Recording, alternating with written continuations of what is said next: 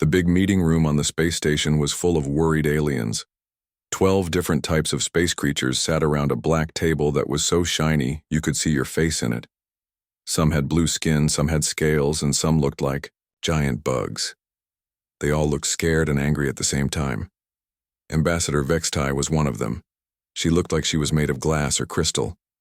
Her fingers were see-through, and she kept tapping them on the table, making tiny bell sounds.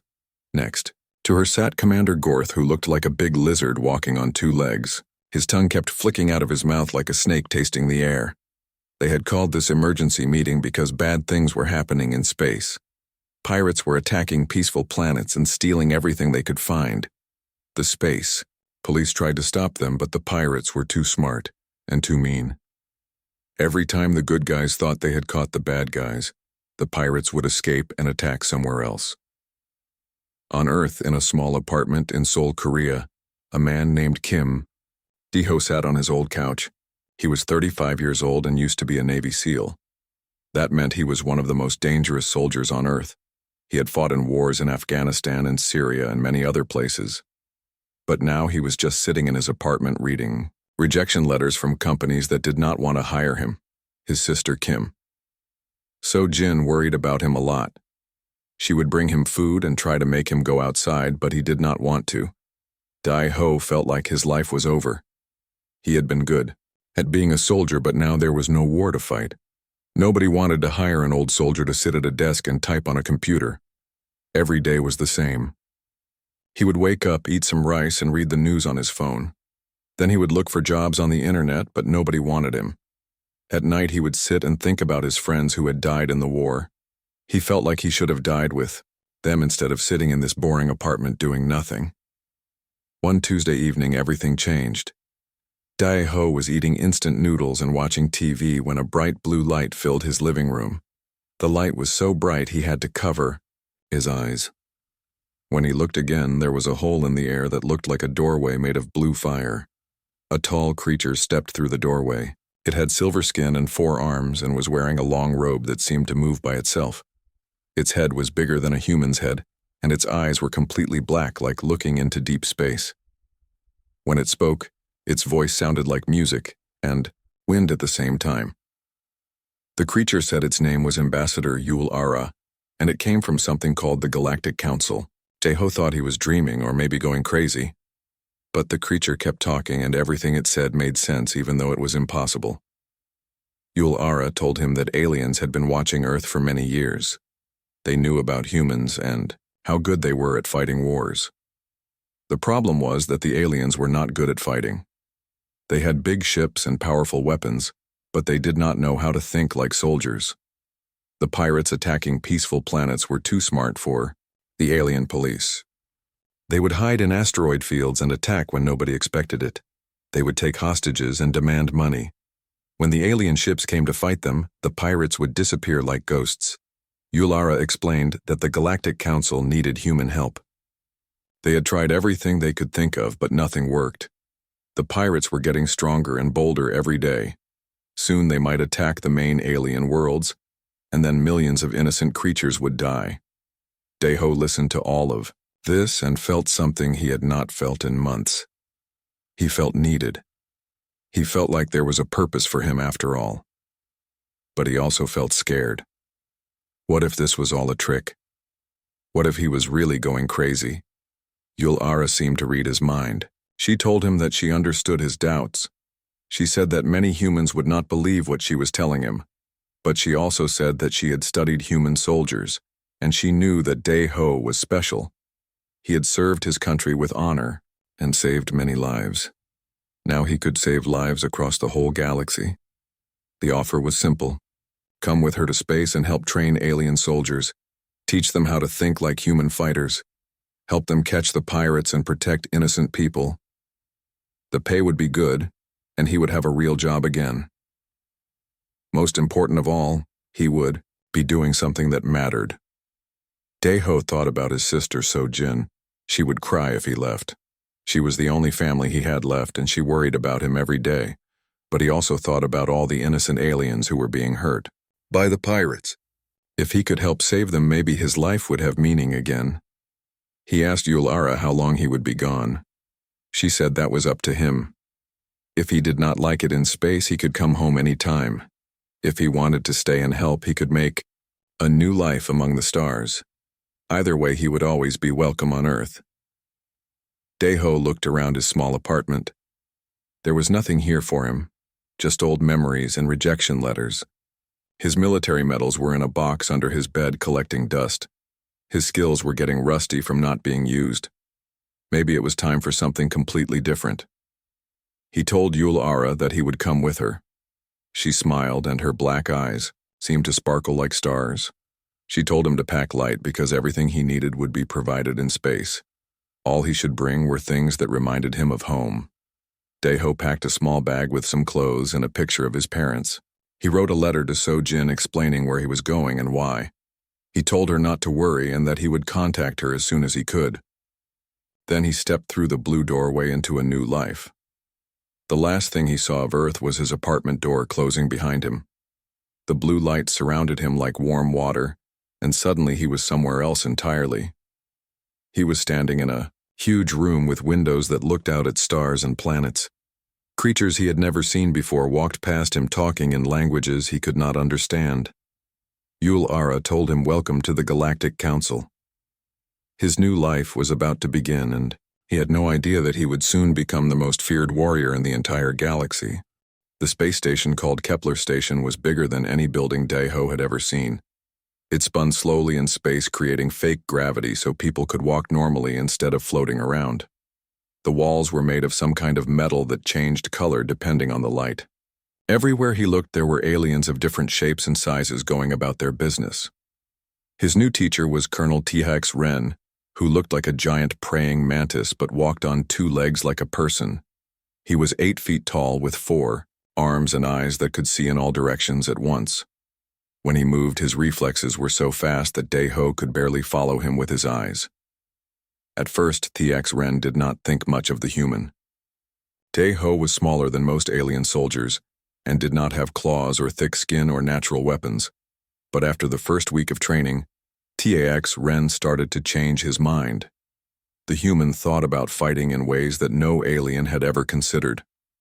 Where other soldiers relied on big guns and heavy armor, Daeho used his brain. He studied every alien species in the database, learning where their weak spots were and how they moved and fought.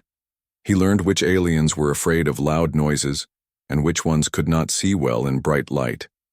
He turned this knowledge into weapons that were more dangerous than any gun. Another human had been recruited around the same time. His name was Pak Min-soo, and he used to be in Korean Special Forces. Min-soo was good with computers and electronics, while Daeho was better at sneaking around and fighting up close. They became partners and learned to work together like they had been fighting side by side for years. The other alien trainees watched them with growing amazement. These small, soft humans with no natural weapons were beating creatures that were twice their size and 3 times as strong. They did not win because they were tougher. They won because they thought differently about what fighting meant. After 3 months of training, their first real mission came. Pirates had attacked a mining colony in a place called the Epsilon Sector. The mining colony was home to thousands of peaceful aliens who just wanted to dig valuable metals out of asteroids and send them back to their home planets. The pirates had taken them hostage and were demanding a huge amount of money. Captain Zixmore of the Aquatic Federation was in charge of the rescue mission. He looked like a cross between a dolphin and a person with smooth blue skin and eyes on the sides of his head. He was a good captain, but he thought about problems the way all aliens did. He wanted to talk to the pirates and try to make a deal with them.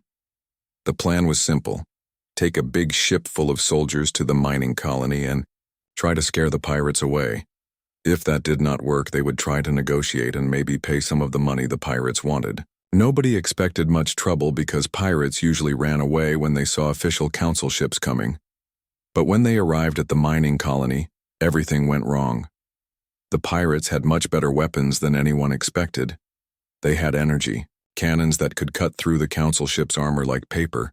Worse, they had taken 300 innocent miners and locked them up in the main building where any rescue attempt might get them killed. Daeho was supposed to just watch and learn. His job title was Tactical Observer, which meant he should stay back and take notes about what the alien soldiers did right and wrong. But when the shooting started and he saw that the aliens were confused and scared, he could not just stand there and do nothing. While Captain Zix Moore tried to talk to the pirates over the radio and figure out a peaceful solution, Day-Ho quietly slipped away from the main group. He had studied the layout of the mining colony before they arrived, and he knew there were maintenance tunnels that connected all the buildings. The tunnels were narrow and filled with pipes and cables. They were too small for most aliens to crawl through comfortably. But Day-Ho had trained in tight spaces during his time as a Navy SEAL. He moved through the tunnels like a snake, following the sounds of the pirates above him. What he found made him angry. The pirates were not just holding the miners for money, they were being cruel to them for fun. They were hitting old aliens and scaring the children and laughing about it. These were not honorable fighters fighting for a cause. They were just bullies with guns who enjoyed hurting innocent people. Day-Ho started his attack by turning off the lights in different sections of the building. The pirates had good eyes for seeing in space, but they needed some light to see properly. When parts of the building went dark, they got nervous and started shooting at shadows. Then he began picking them off one by one. He would wait until a pirate was alone and then grab him from behind. Sometimes he would choke them unconscious with his bare hands. Sometimes he would hit them on the head with a pipe or a tool. He never made noise and he never let them call for help. The pirates started to panic. Their friends kept disappearing and they could not figure out how or why. Some of them thought there was a ghost in the building. Others thought one of their own people had gone crazy and was attacking them. They started shooting at each other and shouting in fear. In less than an hour, Day-Ho had taken out more than 30 armed pirates without firing a single shot. He used the pipes in the walls as weapons. He turned on steam vents to blind them.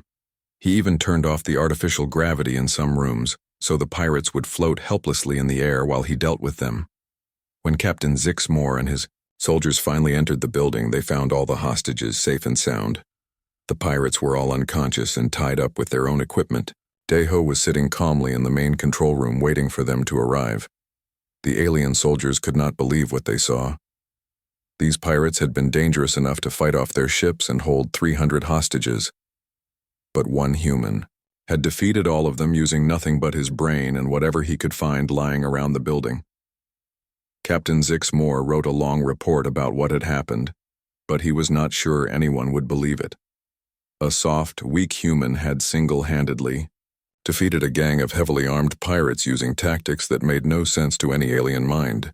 Word of the human ghost began to spread through the galaxy, and people started telling stories about the mysterious soldier who could defeat any enemy.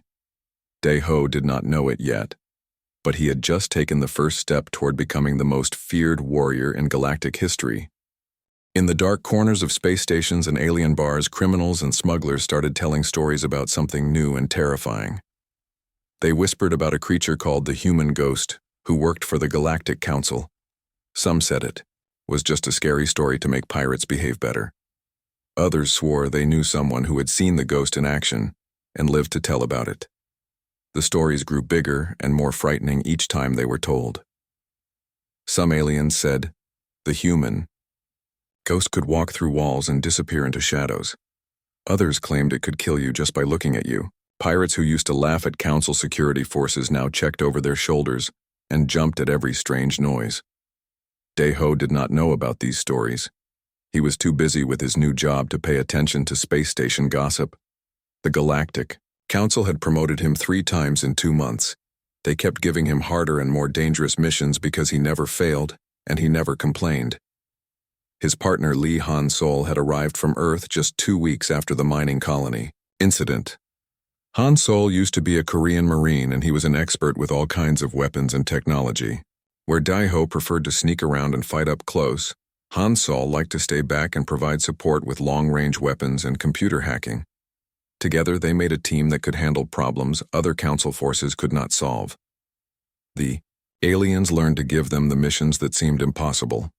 When diplomats got kidnapped or when terrorists threatened to blow up entire planets, the call went out for the human team. Their next big assignment took them to a place called the Crimson Nebula. This was a dangerous area of space filled with red gas clouds and floating rocks.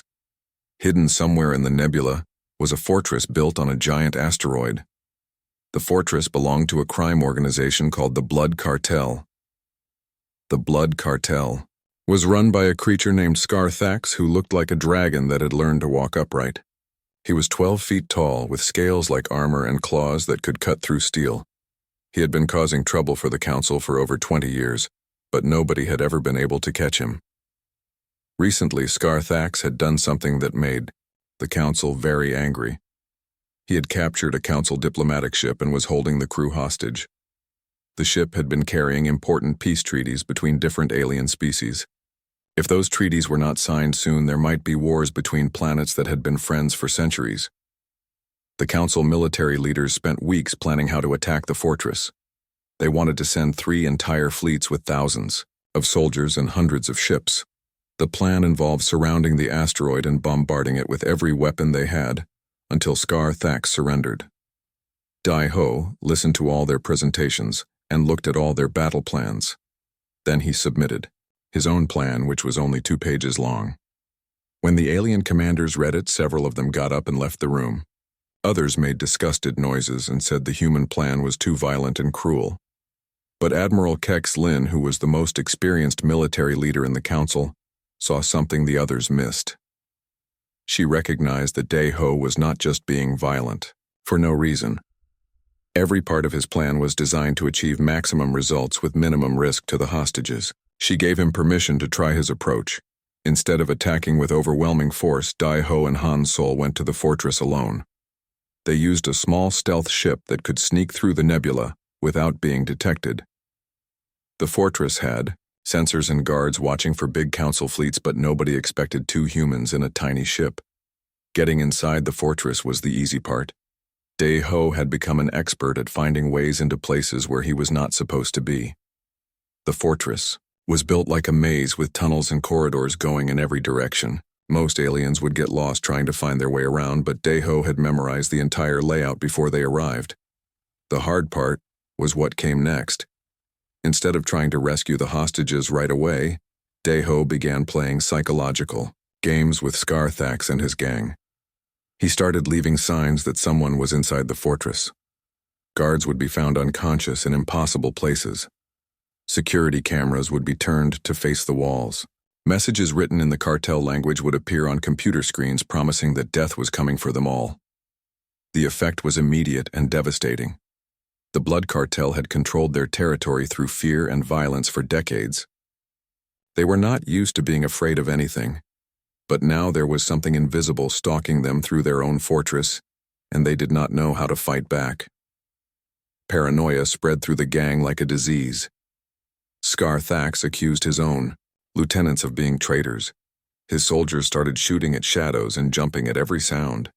Some of them even turned on each other, convinced that one of their own people had betrayed them to the Council. Han Sol helped by hacking into the fortress computer systems and making them work against the cartel.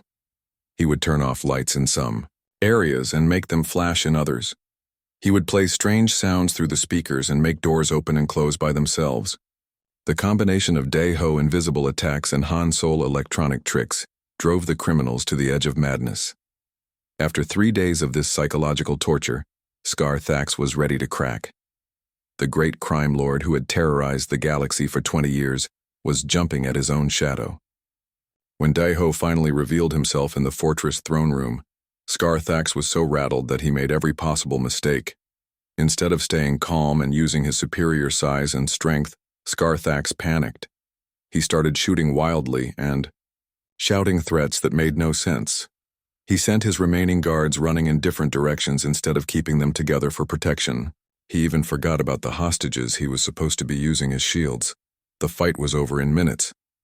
Dai-Ho did not need to kill Scarthax or any of his gang. They were so terrified and confused that they practically defeated themselves. The hostages were rescued without a scratch, and the Blood Cartel was destroyed from the inside out. When Admiral Kex Lin received the mission report, she had to read it 3 times before she believed it. 2 humans had infiltrated an impregnable fortress and destroyed a criminal organization that had defied the Council for decades. They had done it without firing more than a few shots and without losing a single hostage. The story spread through the galaxy even faster than the mining colony incident. Now even legitimate governments were starting to worry about these humans who could apparently defeat any enemy using methods that no alien could understand or predict.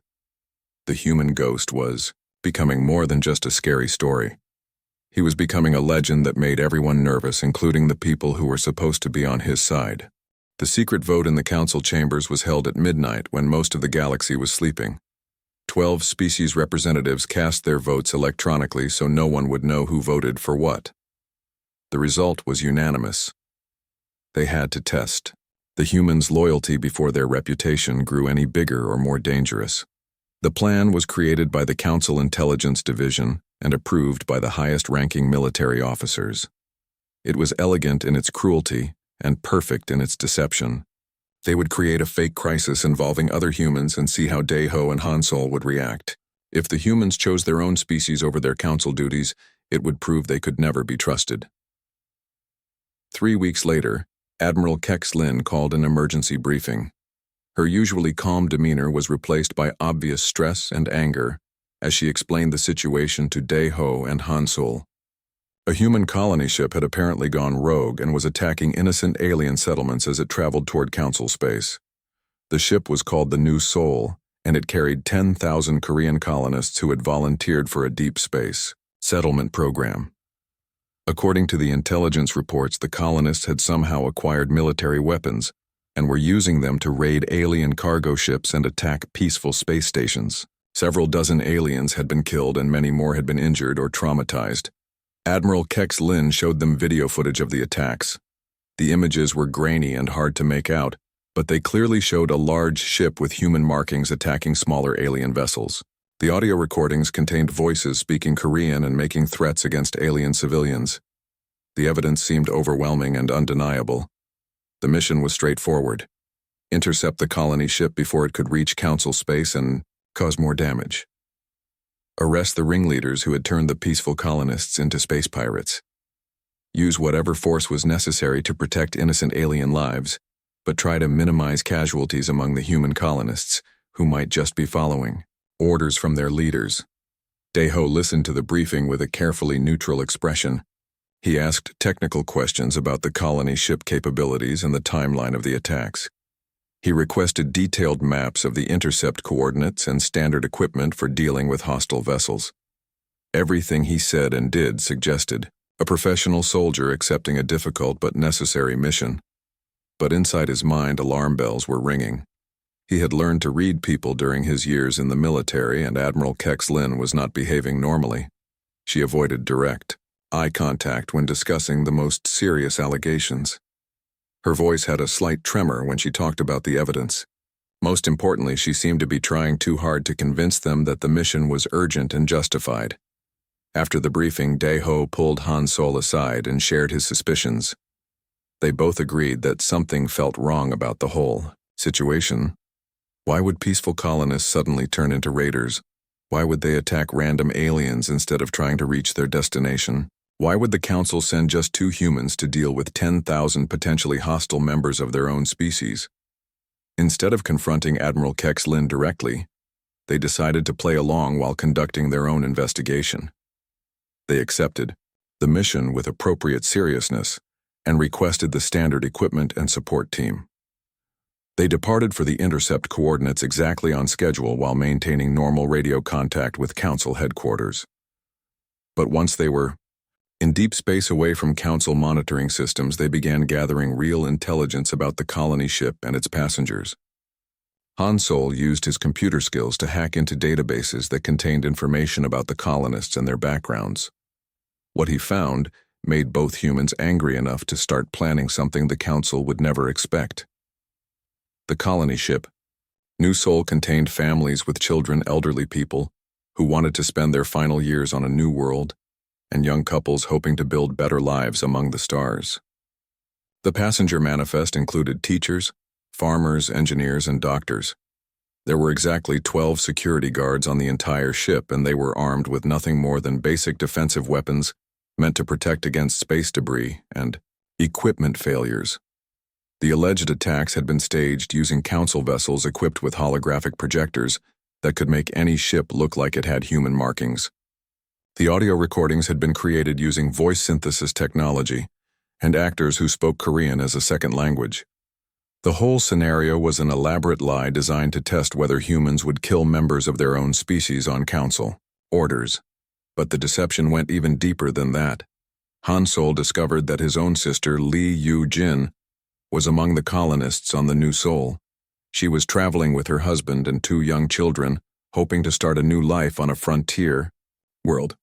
The council had deliberately chosen this particular colony ship because they knew it would create the maximum emotional pressure on their human agents. When Han Sol told Dae-ho about his sister, both men realized that this was not just a loyalty test. It was a trap designed to destroy them emotionally regardless of what choice they made. If they followed orders and attacked the colony ship, they would be murdering innocent people, including Han Sol's family. If they refused orders, they would be branded as traitors and probably executed or imprisoned. The revelation changed everything for both humans. They had joined the council believing they were serving justice and protecting innocent lives across the galaxy. Instead, they had become weapons in the hands of beings who saw humanity as a threat to be controlled or eliminated. The question was no longer about completing the mission. It was about survival and revenge. Dae-ho spent hours staring out at the stars thinking about his choices. He could contact the council and confront them about the deception, but that would only prove they were right to distrust humans. He could refuse the mission and try to return to Earth, but the council would never let him go free with all the secrets he knew. Or he could do something that no one would expect. Han Sol was monitoring council communications channels when he intercepted orders being sent to other military units. Additional ships were being moved into position around the intercept coordinates.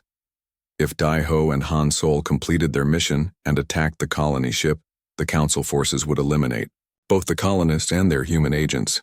No witnesses would survive to tell the truth about what had really happened. That night, both humans made the same decision without discussing it. They were done being tools for beings who saw them as dangerous animals to be controlled or discarded.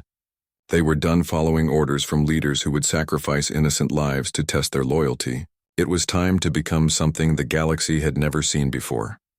They began modifying their ship systems and preparing for a mission that was completely different from anything they had been trained to do. Instead of intercepting the colony ship, to arrest its passengers, they were going to rescue them and disappear into deep space. The hunters were about to become the hunted, and the galaxy was about to learn why it was dangerous to betray the trust of human soldiers. The test of loyalty had succeeded in ways the council never intended. They had proven beyond doubt that humans could not be trusted to blindly follow orders when those orders violated their most basic moral principles. But they had also proven that humans made very dangerous enemies when they were betrayed by those they had sworn to serve. The Galactic Council chamber had never hosted such a tense gathering. Representatives from all major species were present, along with their most senior military advisors and intelligence officials. They had expected Dae-ho and Han Sol to return, with either proof of human compliance or evidence of their refusal to follow orders. Instead, the humans had gone completely silent for 3 weeks, and the colony ship had disappeared entirely from all tracking systems. Admiral Kexlin stood before the assembly, delivering a report that sent waves of concern through the gathered aliens. The humans had discovered the deception, but instead of returning to face charges or attempting to negotiate, they had simply vanished. Long-range sensors had detected their ship near the colony vessel, then nothing. Both ships had disappeared without a trace, along with over 10,000 human colonists. Counselor Vextai presented her analysis with barely controlled fear in her crystalline voice. "We have created the very scenario we sought to prevent," she announced. "We have taken Earth's most dangerous predators, trained them in advanced combat techniques, given them intimate knowledge of our military capabilities, and then betrayed their trust.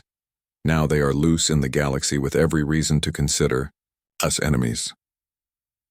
The truth was both simpler and more terrifying than the council imagined.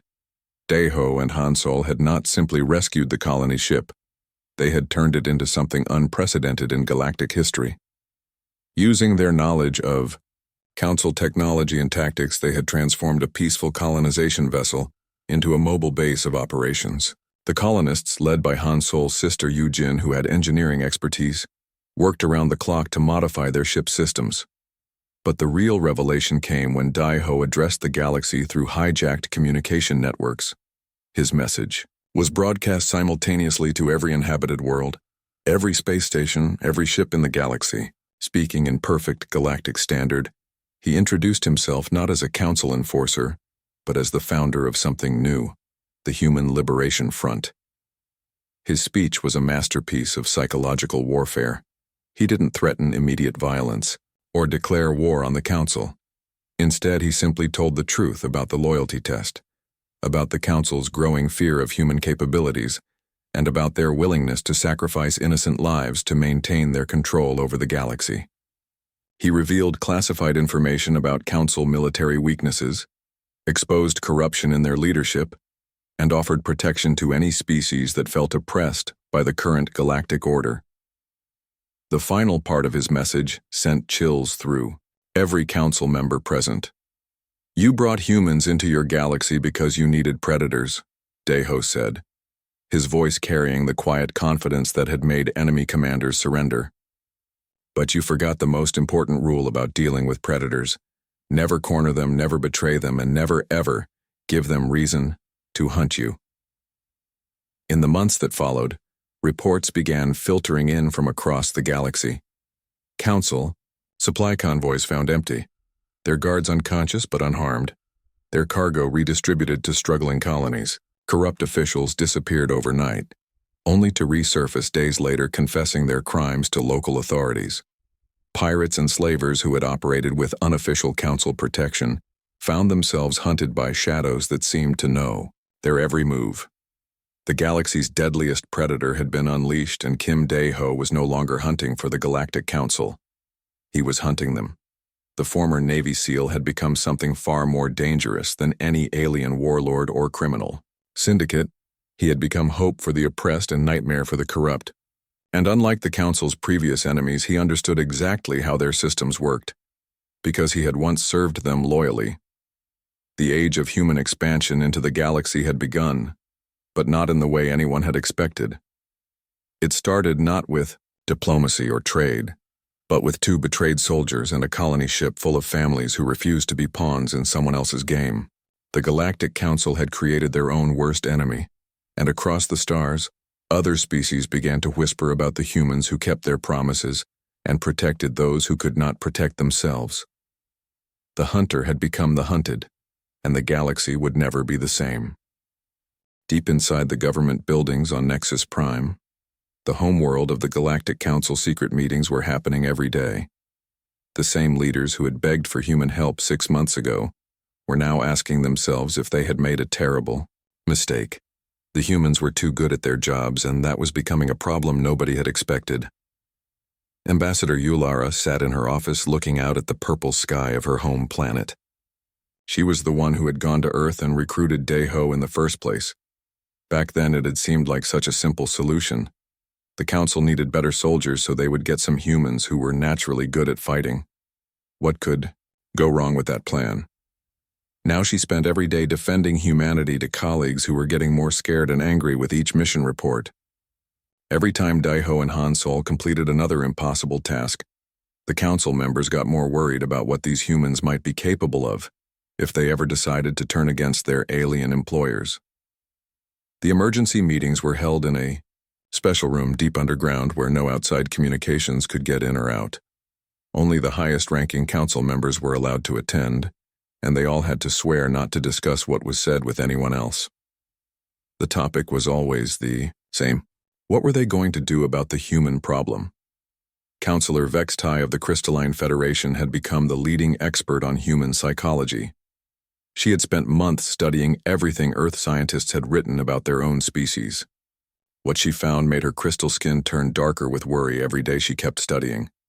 She presented her findings to a room full of nervous alien leaders. Her voice rang like bells as she explained that humans were not like other intelligent species in the galaxy.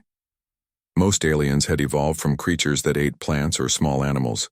They had learned to cooperate and build civilizations based on sharing resources and avoiding conflict. Humans were different. They had evolved from persistence predators that hunted by chasing their prey until it collapsed from exhaustion. Their whole planet was covered with the bones of species that had tried to compete with humans and lost. Even human cooperation was really just a more efficient form of hunting, where they worked together to bring down bigger prey.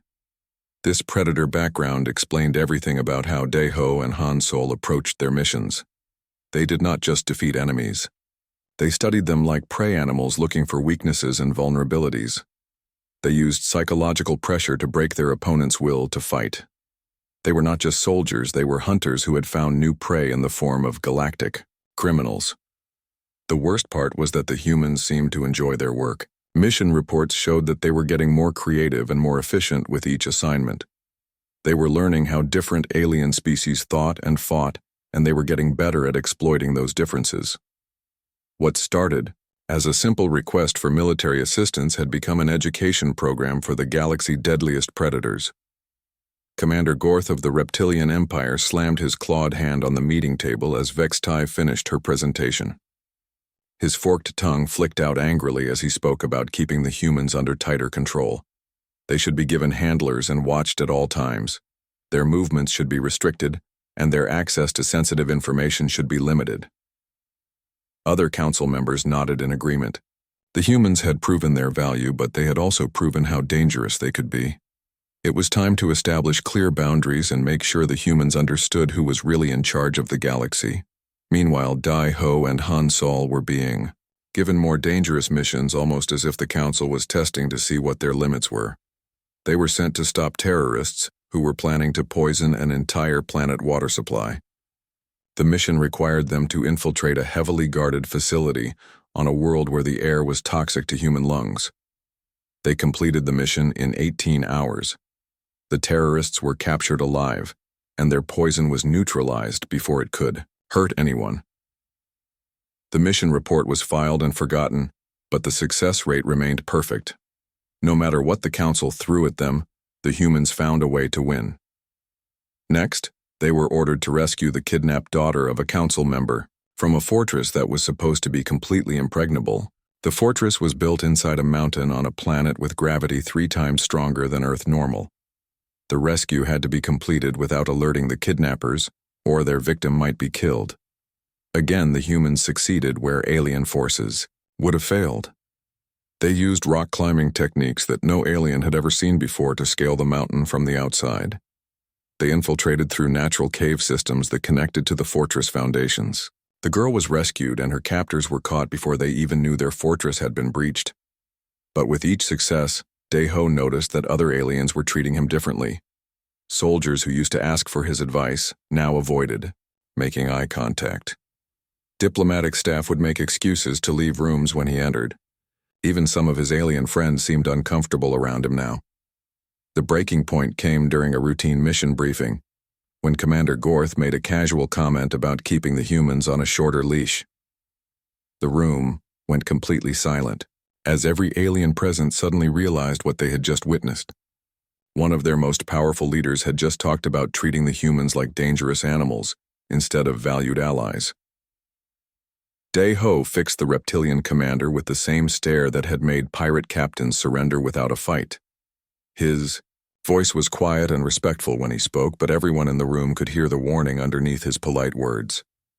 Humans serve the council by choice, not by force. That choice could always be reconsidered. The temperature in the room seemed to drop 10 degrees as the implications sank in. These humans were not just effective soldiers.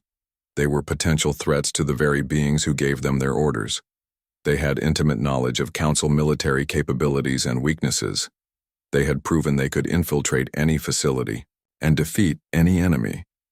What would happen if they decided the council itself was their enemy?